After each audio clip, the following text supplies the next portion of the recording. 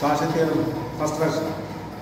G as open subset of C, F from G to C analytical function అయినప్పుడు gamma 1, gamma 2 and gamma k లు G లో closed rectangular curves అయినప్పుడు index of gamma 1 index of gamma 1 at W, index of gamma 2 at W plus and so index of gamma m at W 0 for all W belongs to C by the outside of J అయినప్పుడు ఈ index సంబంధించిన 0 అయితే integral some కూడా 0 అని చెప్పాలి. Summation of k 1 to m integral gamma k f కూడా 0 అని చెప్పాలి. అంటే ఫస్ట్ మనం సమ్ ఆఫ్ ద ఇండెక్స్ 0 తీసుకుని సమ్ ఆఫ్ ద ఇంటిగ్రల్స్ కూడా ప్రతి కర్వ్ ఈ కర్వ్లన్నిటికీ లైన్ ఇంటిగ్రల్ కలిపితే వచ్చే వాల్యూ కూడా 0 అని చెప్పాలి.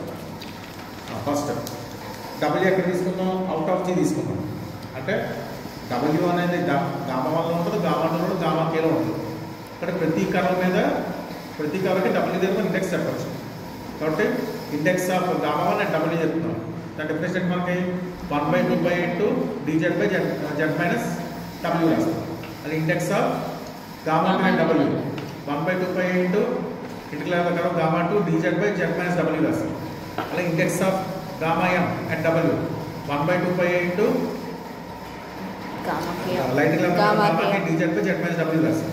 ఇప్పుడు దీన్ని వచ్చేసి ఎట్ W దగ్గర మనం డిఫైన్ చేస్తాం ఫంక్షన్ ఎలా అంటే gz equal to z minus W కి f ఆఫ్ z అని రాస్తాం. ఇప్పుడు దీంట్లో z ప్లస్ W పెట్టకపోతే g ఆఫ్ W ఎంత అవుతుంది? మనకి 0 అయిపోతుంది. అంటే g ఆఫ్ W 0 అయితే మీనింగ్ ఏంటి? W is solution of J net. Solution మనకి 0 ఉంటుంది. So W is 0 of J. అంటే W 0 అంటే W దగ్గర కూడా G డిఫైన్ అయింది. బట్ G అనేది ఇంటిగ్రల్ ఫంక్షన్ అయింది. ఇంటిగ్రల్ ఫంక్షన్ అయింది కాబట్టి మనం by Cauchy theorem formula previous theorem formula apply చేస్తాం. అంటే ఆ థియరమ్ ఏంటి? Line integral curve gamma i gz by z minus W dz equal to 2πi into index of gamma i at W. అర్థమవుతుందా? Cauchy integral formula previous formula apply చేస్తాం. అంటే f of z అని చెప్పాం. f of z by z minus a equal to dz equal 2πi into index of gamma at a అని చెప్పాం. ఆ ఏ ప్లేస్లో W రాయాలి, f ప్లేస్లో g రాయాలి. అర్థమైతే ప్రతి ఐకి హోల్డ్ అవుతుంది. అంటే గామా 1కి కండిషన్ హోల్డ్ అవుతుంది, గామా 2కి కండిషన్ హోల్డ్ అవుతుంది, గామా k కూడా కండిషన్ హోల్డ్ అవుతుంది. దాని నుంచి మనం ఏం చేస్తాం అంటే మళ్ళీ gz అంటే డెఫినేషన్ రాయాలి. అందుకే 2πi ఇంటూ W వస్తుంది. కానీ మనకి